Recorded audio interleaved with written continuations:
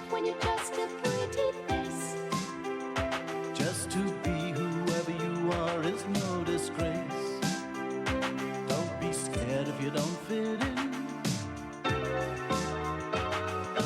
Look who's in the reject bin. It's the Raggy Dolls. Raggy Dolls. Raggy Dolls. Raggy Dolls. Dolls like you and me. Raggy Dolls. Raggy Dolls. Raggy Dolls. Raggy Dolls. Made him perfectly. So if you got a bump on your nose or lumps on your toes, do not despair. Be like the Raggy Dolls and say I just don't care. 'Cause Raggy Dolls, Raggy Dolls. Raggy Dolls Raggy are Dolls. happy just to be Raggy Dolls, Raggy Dolls, dolls like you and me. It was the middle of the night. All the Raggy Dolls were asleep, except for Lucy. She looked at the others, sleeping peacefully without a care in the world. I wish I didn't go all to pieces, she thought. She got up and went to the window. The night was full of stars. The stars twinkled, and Lucy wondered. The stars aren't afraid of the dark, so why am I? Oh, if only I was just a little bit brave. Oh, what's that? Lucy's knees started knocking. It's only me, said an owl outside the window. Sorry if I frightened you. And away he flew on silent wings. Silly me, thought Lucy. He's not afraid of the dark either. Lucy took a deep breath. I shall be brave, she whispered to herself. I shall go for a midnight walk. Minutes later, Lucy was walking along the path towards the big field. The moon was very bright, but she still found it hard to see where she was going. There's nothing to be scared of, she told herself. Everything is the same as in the daytime, except there's more shadows. Lucy's knees started knocking again. Ahead of her was a strange shape. It had a horrible head, and its arms were stretched out towards her. Lucy began to tremble all over. Suddenly, two eyes opened and stared out at the horrible head. Oh, hello, Lucy, said Pumpernickel the Scarecrow. what are you doing out here at this time of night? Oh, Pumpernickel, it's you, said Lucy. You did give me a scare. I'm having a midnight walk. I'm trying to make myself a little bit more brave. Brave? laughed Pumpernickel. You don't have to be brave to come out here in the middle of the night. Oh, no, not brave. You have to be silly. That's what you have to be. Lucy was puzzled. What do you mean, silly? She asked.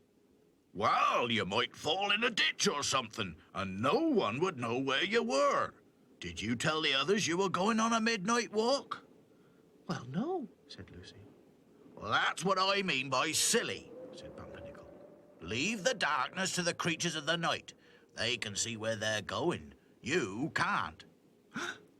I suppose you're right, said Lucy sadly. Good night, Pumpernickel. Good night, Lucy.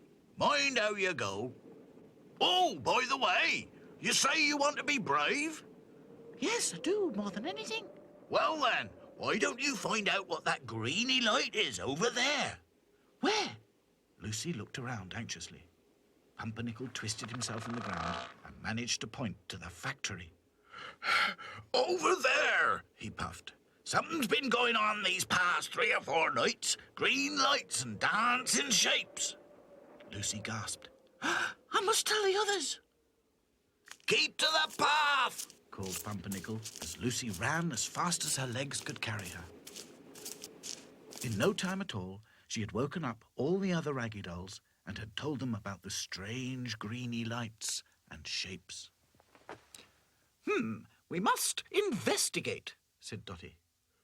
Do we have to? yawned Sadsack, wishing he was still asleep. Mais oui, mon ami, said Claude. If there is something, we must find out what it is. That's right, said Back to Front. And if there's nothing, we can all go back to bed. No problem. Hi-Fi produced a torch. We'd better take this, he said. Good thinking, said Dotty. Hi-Fi shone the torch, and the Raggy Dolls made their way slowly through the dark factory. Lucy kept telling herself, I must be brave, I must be brave. Shh, said Claude. I can hear something. The Raggy Dolls stopped and listened. They could hear ghostly laughing. It's coming from over there, said Dotty. Come on. Soon they were outside the storeroom.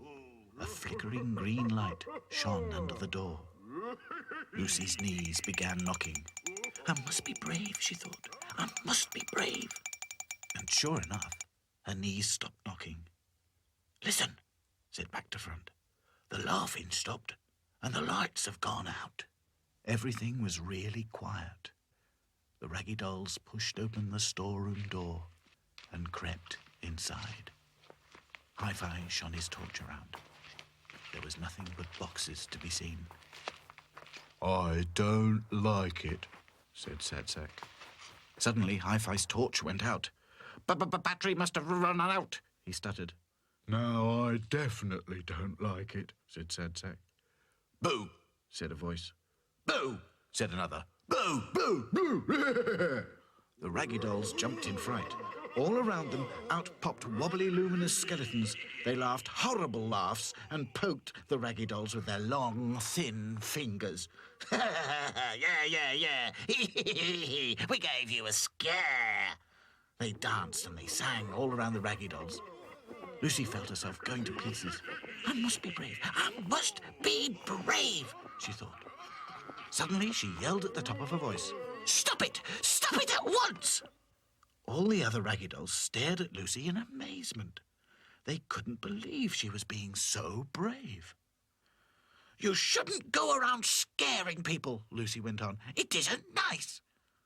Not nice, But that's our job, said the first skeleton. yeah, Said the second. we're Mr. Grimes' latest idea. We're the scary skeletons, see? We glow in the dark.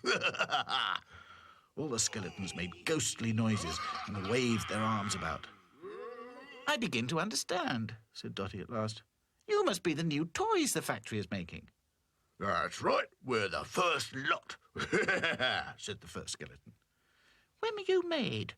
Asked Lucy suddenly. Oh, about 3 or 4 days ago, Said the second. we've been practicing every night. Said a third. That explains everything, said Princess. Lucy had a brainwave. Stay here, she told the skeletons. Come on, Raggy Dolls, we'll give them a scare. Oh, goody, Way, said the skeletons, and they settled down to wait for their scare. They didn't have to wait long. Hi-Fi fixed his torch and put blue paper over the beam. Back to Front and Claude rattled chains. Dotty and Princess made noises like the wind. And Sad Sack moaned his most sorrowful moan. Oh. And Lucy became a headless doll. It's a ghost! Yelled the skeletons, and they jumped into their box. The Raggy Dolls all laughed. It's only us, they said. Wow, said the skeletons. That was great. Terrific, Said another. The skeletons were so excited. Now can we go back to bed? Said Sad Sack. Yes, said Dotty. Come on, you skeletons, settle down. I think we've all had enough scaring for one night. The skeletons agreed and thanked the Raggy Dolls and tucked themselves up in their box. Later, back in the reject bin, the others were soon fast asleep, and Lucy thought to herself, it's quite useful being able to go to pieces, sometimes. And soon, she too was fast asleep. It's not much of a life when you're just a pretty face. Just to be whoever you are is no disgrace. Look around and you will find people of every kind, like the Raggy Dolls, Raggy Dolls, Raggy Dolls, Raggy Dolls, dolls like you and me. Raggy Dolls, Raggy Dolls, Raggy Dolls, Raggy Dolls, made imperfectly. So if you're not at ease with your knobbly knees and your fingers are all fuzz, stand on your 2 left feet and join our Raggy Doll chums. 'Cause Raggy Dolls, Raggy Dolls, Raggy Dolls